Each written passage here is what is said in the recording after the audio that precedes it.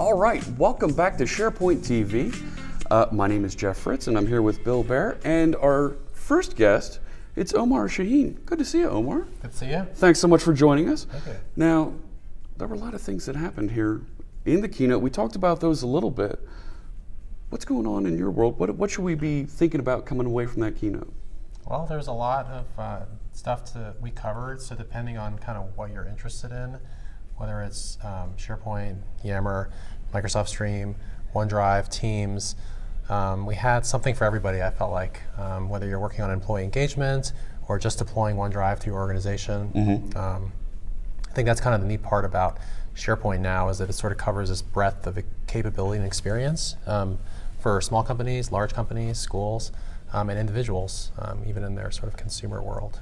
Yeah, that's kind of one of the things that we had talked about too. Taking away from the keynote, everything just stitched together, so well.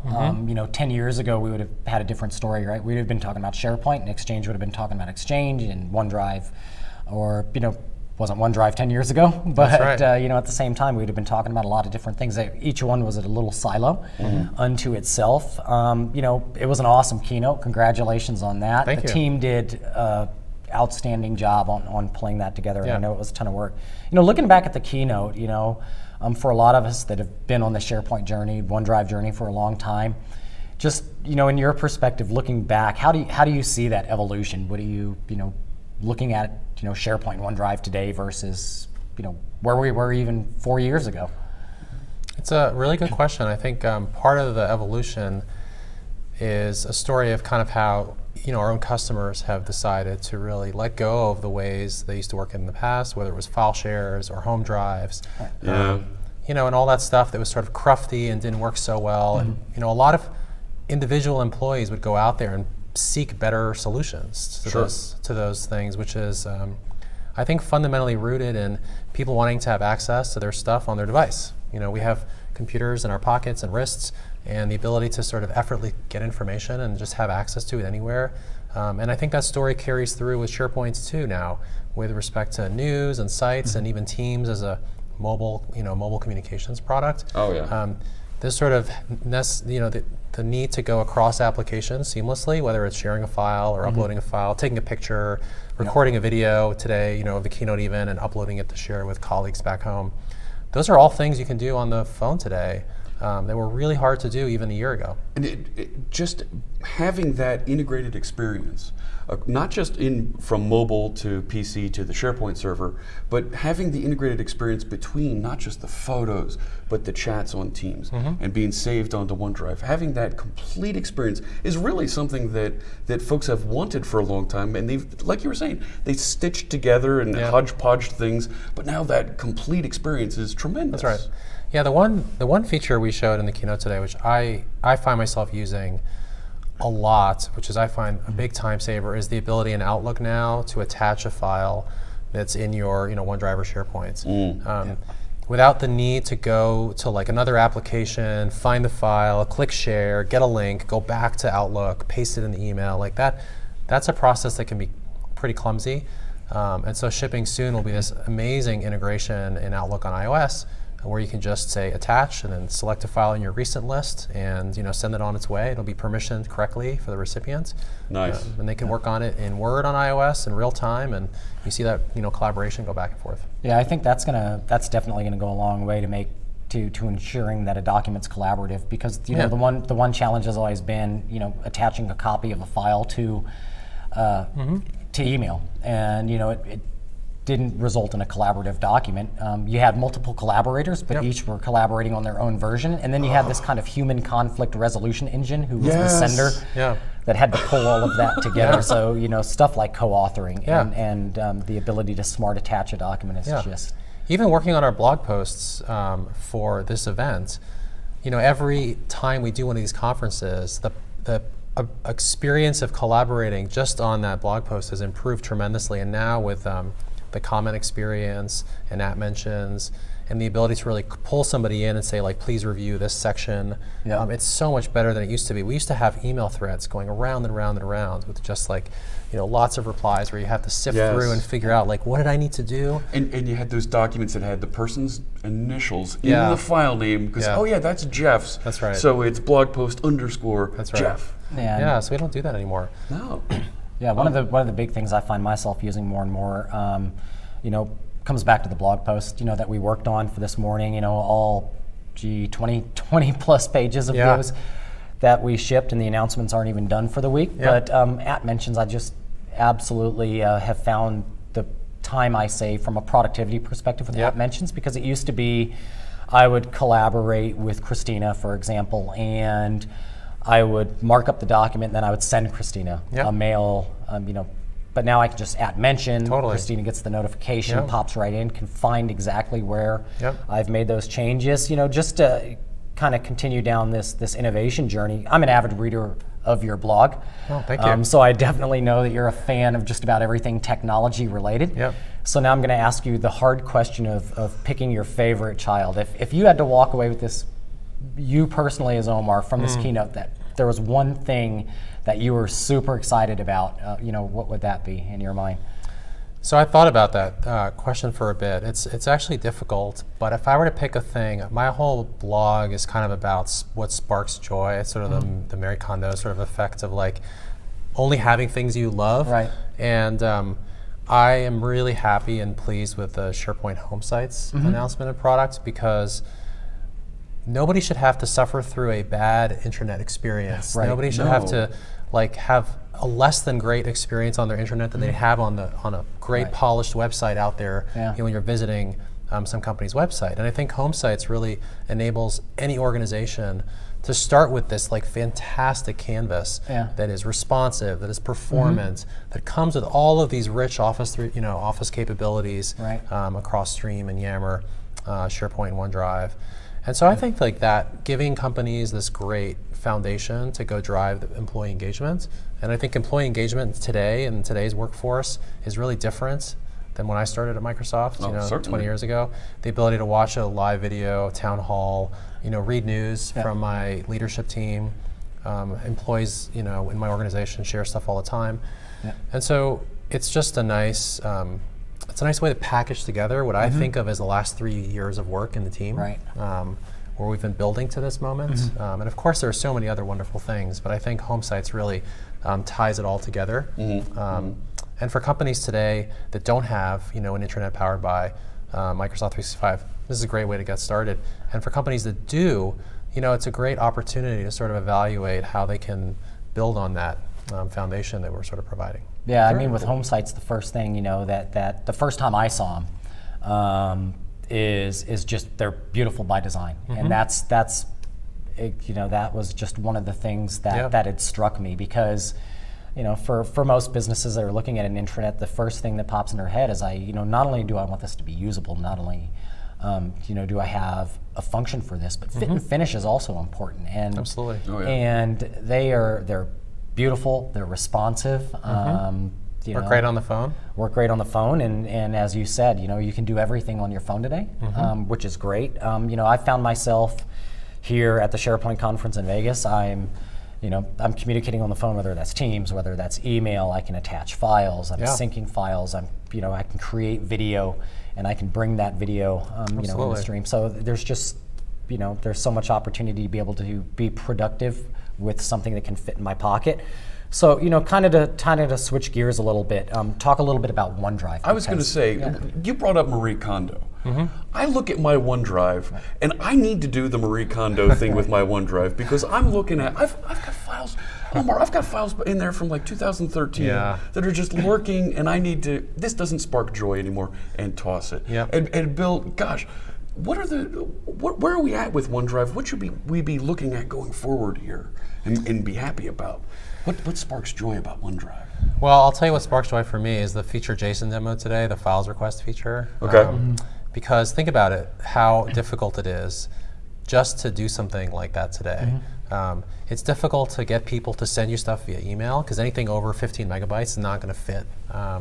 And it's a kind of a pain if 5 people are sending you links to the, whatever it is, their OneDrive or their Dropbox or whatever service they're using. And so this files request feature actually lets you create organization around the things you want people to give you. So you don't have to organize it after the fact. And today what I do is I go and I click things and they go in my downloads folder, and I have to sit there and like rename them all and then put them in the right place. And if you're planning a conference or an event, or even just like making an end of the year, scrapbook for your kid's school or whatever, like collecting all that information, it's kind of a lot of work for people. Oh gosh, yes. I think about when I have to file my expenses at the end of the month, and I've got to go find there's the PDFs from the hotels and the photos that I took of dinner receipts. They're all scattered in my OneDrive, and I want to put them into one place. Yeah, I would create a receipts folder, which is what I do, and then every time I go somewhere, I just make a new folder for that event or location, and then I use the OneDrive scan feature to click and just scan in. And you can even, we now have a Siri shortcut, so you can just say, scan a receipt, and OneDrive app will pop open, and you can just basically point at a receipt and hit capture, and then it'll go right into your OneDrive for your expense report later. Yeah, I mean that's definitely a huge benefit as well. I mean, simple things like that, they sound simple on the surface, and it seems relatively benign, but I can think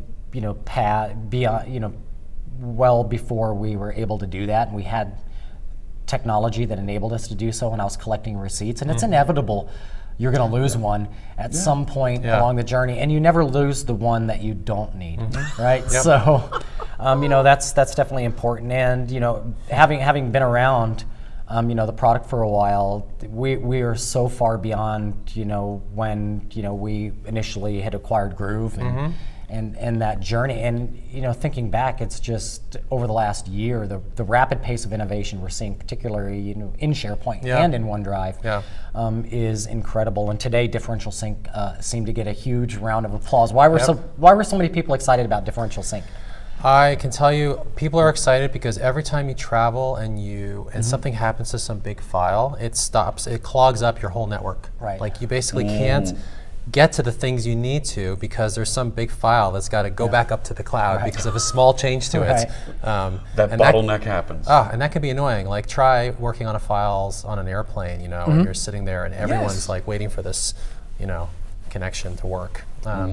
So differential sync is one of these very difficult features to build, but provides, I think, a very delightful experience when whether it's a PST that people still use, we have a lot of PSTs in the service, or you're working on these big Photoshop files, and all you're doing is adding a layer to it, which is this tiny amount of data. You shouldn't have to wait a long time for that file to upload. A lot of our customers have employees in remote offices, and a lot of nonprofits have remote employees in places that have really limited network connections. So this feature really helps solve that problem. Now, is the differential sync, is that intelligent for each one of those file types, or is it just looking at the raw bits and saying, oh, these are different and shifting appropriately? It's actually intelligent. It needs to know a fair amount about different types of files, because some files might store changes at the very beginning of the file. Some apps might store changes at the very end of the file. There's metadata stored in files like music, ID3 tags, those sorts of things. So there's some amount of, I wouldn't say it's very specific to every file type, but there's a pattern of how large files get modified that we can use to be smart. Okay. So, and that kind of speaks towards what you were saying about like a Photoshop file. It knows how to grab just those new things that are in Photoshop. Yeah, I'd say there's a generic way to do this, and then as we've learned like what works well and what doesn't, I think PSTs are probably the most particular, because if they're open in Outlook, you might say, oh, there's a change, let's sync it. Then a second later you'd say, oh, there's a change, let's sync it. And so we actually build in some back-off logic.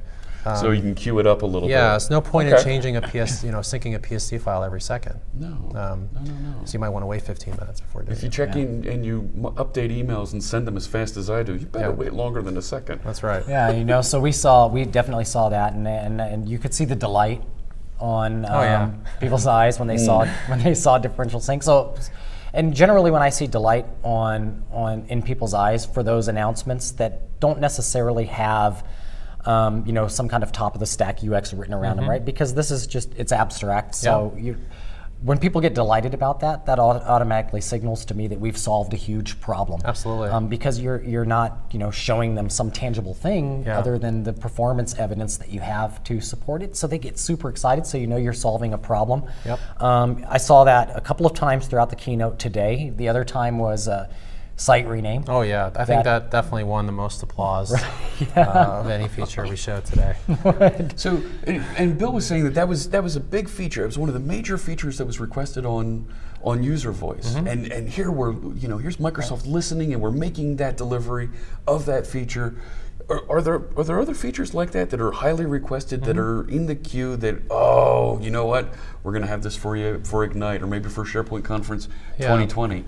Anything there you could share that's on your roadmap? Well, I'm trying to think of what is top of mind for user voice across OneDrive and SharePoint. We have a general, we review them every quarter. We have these quarterly checkpoints we do with Jeff, and so we take a look at what's sort of top of the list. There are 3 types of user voice requests, I'd say. There's the top of the list, but it's going to take us a long time. Those can be frustrating because we're not always sure ourselves how long it will take, and sometimes we don't want to communicate a specific time frame if we're not going to have a lot of confidence in that. Then there's the sort of medium-sized ones where we're pretty confident. We could say like, oh, we're going to get this done for this time frame, and then sort of it gets done. And then there's things that might take us years. And that's tough because you don't want to say we're not working on it. You don't want to close it out. OneDrive has had a history of some of those things. Specifically around files on demand was probably the biggest one, since that was a feature that we had in Windows 8. Oh, we took out of Windows 10 and then updated a couple versions later. But site rename, tenant rename is one that's pretty high on the list. A lot of customers are interested in that. So the good news is we do work through almost all of those issues. It just gets back to we have a limited amount of capacity to afford to things we haven't already thought of and planned, but we're really interested in people's feedback, and user voice is a really good way for people, our customers, to communicate what's most important. That's part of the contract we have with the community, and we have a policy, I think, of we promise to respond to all feedback in OneDrive. I think it's more than 500 votes, and in SharePoint more than 100 votes. Wow. Oh, that's terrific. Yeah, that's pretty cool. Yeah. It's funny that you mentioned files on demand, because that, if I had to pick my favorite feature, files on demand, and it's just pretty fantastic. It is pretty fantastic, because when I bought my my MacBook here, I said to myself, I'm never going to use this for work. This is just something lightweight, easy that I'm going to take on vacations. And then, I decided that I liked it so much, it's going to be, my primary travel machine. And the first thing that happened is I synced, pre-files on demand, and my 128 gig drive filled up. Yeah. So it's really great that I have visibility into my files. But at the same time, I'm not chewing up that storage. I'm not carrying around an SSD in my back pocket, because that to me that's just like one more dongle. And I have a little backpack that goes inside of a big backpack that's full of those already. Yeah, I know. So files on demand has definitely been a lifesaver, particularly if you're on a device that doesn't have a lot of storage, or you don't want to commit to putting a lot of storage in a given device. So that's definitely one of my favorites. In the last couple of minutes that we have, if there was a lot for, obviously, our customers, our partners, enthusiasts to digest from this morning. Some of the feedback coming out of the keynote was wow. I mean, one word, wow. And people were just trying to figure out how do I digest everything that just happened in that last 90-minute span? Because home sites popped up in the very beginning and then effectively just kind of bookended it. And that was just, and then it didn't stop in between. Typically you see a keynote and there's high energy top, high energy back, and then this was sort of a consistent. This was like a consistent run, effectively a sprint. So people burned a lot of calories on announcements to date. Or today. If you had to summarize kind of some of these announcements, or look at them collectively, what would you say today's keynote was all about in the last 2 minutes that we have? I think it's different than our previous keynotes in that this one is more about building on many of the things we have announced previously. Not everybody, these are good moments to sort of remind everybody where we're at, because I think it's hard to keep up with exactly where things are, and between Ignite and SharePoint Conference and all the other events that happen throughout the year. the theme I think for this one is like there really isn't a reason for people not to take advantage of all these capabilities. If you're a Microsoft customer, whether it's a small business or a largest enterprise, there are so many awesome tools and abilities. You really should get your devices to be cloud backed. Right. Yep. So with OneDrive, like you shouldn't have any local state on these computers, and you should be using modern tools to engage your employees, and then giving the teams, departments, and organizations inside your company these awesome tools and platforms to secure their content, which is another big theme. Is we want the ability for people to collaborate and share, but we have great security features that don't get in the way of that anymore, which sort of add this layer of capability that protects data from getting in the wrong place, but enables collaboration at the same time. And there really aren't very many other products that are integrated like this, that work this well across all the sort of scenarios and experiences that we support. And so I think that this conference is really about telling that story, that sort of end-to-end experience across Microsoft 365. And I think, frankly, this is the first event where we've really put everything together under that Microsoft 365 umbrella in such a compelling way. Yeah, I definitely saw that. Monitoring social. People, were not only were they using hashtag Microsoft 365 as a result of some of our keynote announcements, which is really cool because you generally see hashtag SharePoint, hashtag OneDrive, very product centric. So you saw it led by Microsoft 365, which was really cool to see. So it resonates and people are thinking, more broadly about how to implement these things, and so it was really cool to see that. It was really cool to see a great keynote. Again, your team in particular, these keynotes aren't possible without the engineering behind them. Because otherwise it'd be a bunch of marketing people standing there staring at a black screen, talking about stuff or pointing at mocks. And that's what's really cool too, because what our customers saw today wasn't just a bunch of clever marketing people, stitching together stuff. I mean, they were seeing live working code, which is really the live cool. demo really makes things real. It also makes the stakes are really high. But this is like our 6th or 7th event doing them, and it's worked pretty well. Yeah, so it was definitely cool to see. Again, congratulations to the team. Thanks. Everybody did a great job. They did great. I'm super proud of them. Yeah. So. And then everybody who is back in Redmond and that isn't here, that worked hard on shipping these features and getting them ready for us to be able to share them with the world. So absolutely.